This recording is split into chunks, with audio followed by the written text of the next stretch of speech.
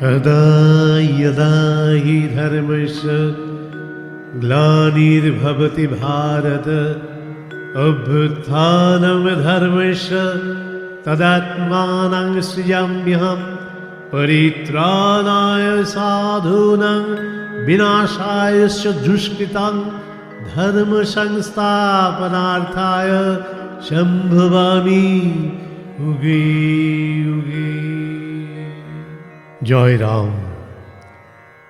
পরম গুরু সদ্গুরু শ্রী শ্রী রাম ঠাকুরের স্বহস্তে লিখিত পত্রাংশ বেদবাণী থেকে পাঠ।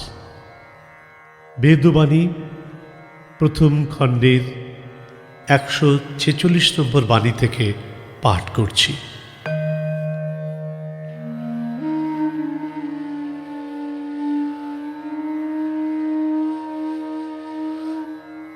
প্রারব্ধের জন্য উৎকণ্ঠা করিতে নাই, সকল অবস্থার ভোগ গ্রহণ করাই পরম পদ। অদৃষ্ট চক্রে যাহা যখন উপস্থিত হয় তাহাতেই অকাতরে সহিষ্ণুতা বৃদ্ধি করাকেই মহাত্মাগণ ভগবত উপাসনা বলিয়া নিশ্চয় করিয়াছেন। যজ্ঞ, ব্রত, তপ, দান একমাত্র সহিষ্ণুতা ধৈর্য শক্তিতেই সম্পাদন হইয়া থাকে। সোমহং সর্বভূতানাং নামে দেশ্য না চ প্রিয়। সকল অবস্থায় যে সমান জ্ঞান, তাহাই ভগবান। এই অবস্থা যখন উদয় হয় তখনই জীব মুক্তি লাভ করিয়া স্বরূপত্ব ধারণ করিয়া থাকে। ইহা ব্যতীত কর্তৃত্বাভিমানের সংকল্প বিকল্পাদি দ্বারা সাধন ভজন করিয়া নিত্য সুখের আশা অবতার করিয়া পরিণাম কেবল অভাব, অমিল, অভিযোগ ঘটিয়া থাকে। তাতে আশু যে শান্তি লাভ করিতে পারে তাহা কেবল হারাইয়া দুঃখেরই কারণ হইয়া থাকে। উভয়ই প্রাক্তন দত্ত জানিবে। অতএব সর্বদা ধর্ম ধারণের চেষ্টা করাই উচিত। জীবের জন্য কর্তৃত্ব, কর্ম, কর্মজনিত ফলাফল, কি পাপ কি পুণ্য কিছুই সৃষ্টি হয় নাই। অজ্ঞানতাবশত এই সকল কার্যে প্রবৃত্ত হয়। এই ভ্রান্তি সংসারে বদ্ধ হওয়ার কারণ হয়। নিরপেক্ষ, অচিন্ত, অকর্তা হইয়া থাকিতে থাকিতে নিত্য মুক্ত হইয়া যায়। অতএব সুখ দুঃখরূপ কর্মফল যাহা উদয় তাহা সহিষ্ণুতার দ্বারায় নিত্য ভোগের চেষ্টা করিতে করিতে সহিষ্ণু শক্তি পরিবর্ধন হইয়া পরমানন্দ শান্তির আশ্রয় লাভ হয়। নচেত কর্ম করিয়া যাহা লাভ, লোকসান, সুখ দুঃখাদি প্রাপ্ত হয় তাহাতে কেবল বন্ধনই হইয়া থাকে, মুক্তি হইতে পারে না। কারণ বাসনা থাকিয়া যায়। যজ্ঞ, ব্রত, তপ, দান, জপাদি, তীর্থ সেবন সকলই সহিষ্ণুর আশ্রয়ে পরিপূর্ণ হইয়া যায়, অবশিষ্ট থাকে না। স্বকীয় কর্তৃত্বাভিমানের শক্তির দ্বারায় যাহা যজ্ঞাদি তীর্থ সেবন হইয়া থাকে তাহাতে কর্ম সমাধা হয় না, অবশিষ্ট থাকিয়া যায়। যাহা হোক, দিবানিশি নিরপেক্ষ নির্দ্বন্দ্বজের সমাশ্রয়ে থাকিয়া সর্বদা উপস্থিত কর্মজনিত ফলাদির বেগ সহ্য করিয়া যাইতে থাকো। তাহা হইলেই কালেতে আত্মস্বরূপ প্রাপ্ত হইবে, সন্দেহ নাই। ভ্রান্তি বুদ্ধির সাহায্যে যাহা লাভ হয় তাহাও ভ্রান্তই হইয়া থাকে। যেমন বৃক্ষ তেমনি ফল হইয়া থাকে, তাহার ব্যতিক্রম হয় না। জগতে কিছুই প্রয়োজন ঘটাইতে চেষ্টা করিতে নাই, কোনো প্রার্থনা করিতে নাই। সকলেই ভগবান প্রত্যক্ষ রূপ সর্বদা দৃষ্টিগোচর করিয়া রাখিতেছেন। এমতাবস্থায় প্রয়োজন যাহার উপস্থিত হয় তিনি তাহা করিয়া লন, কোনো অভাবই রাখেন না। এই ভগবানের স্বভাব। অতএব তাঁহার স্মরণে সর্বদা লিপ্ত থাকাই প্রয়োজন করিতে হয়। ভগবানের নিকট বুদ্ধি থাকিলেই সমস্ত কার্য পূর্ণ হয়।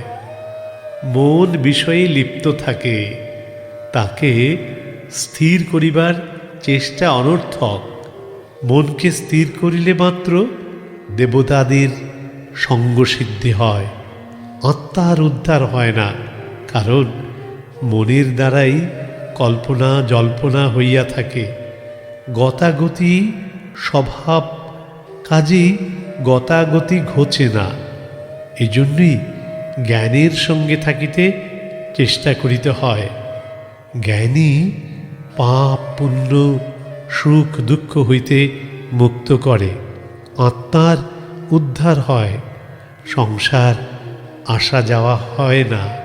অতএব অচিন্ত অব্যক্ত রূপ স্থির অবস্থাকে সর্বদা স্মরণ পথে রাখিতে হয়। কালচক্রের প্রাক্তনাদি ভোগের অবসানে দেহ বিচ্ছেদ সাদর হইয়া থাকে। কালক্রমে সংসারের যোগ বিয়োগ ঘটে। কালই সংসারের ভার বহন করিতেছে। ভাগ্যবশতই সকল বিষয় উপস্থিত করিয়া পুনরায় অবসারণ করিয়া থাকে। কালই সকল করিবে, জীবের কোনো শক্তি নাই। ভোগ দণ্ডই জীব পক্ষের অধিকার। এজন্য চিন্তা করিবে না। আপনার কর্তৃত্বের দ্বারা দুঃখই ঘটিয়া থাকে। এমতাবস্থায় ভাবনার কি আছে? নিমিত্ত মাত্র হইয়া থাকিবে, কালই সমস্ত করিবে। পতিব্রতার সত্যতা প্রভাবে কোনোটারই অভাব থাকিতে পারে না।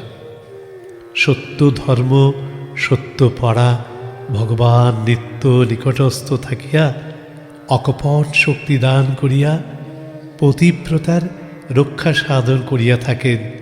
ইহা বেদজ্ঞ ঋষিগণের আঢ্য প্রতিজ্ঞা, সন্দেহ নাই। পতিব্রতার স্বধর্ম পালনে নিত্য উন্মুখ থাকিয়া কাল যাপন করেন। এক সত্যং পরম ধীমহি। পতিব্রতা ধর্ম সামান্য সুখের লোভে নাশ করিয়া অভাব সাগরে ভাসিতে নাই।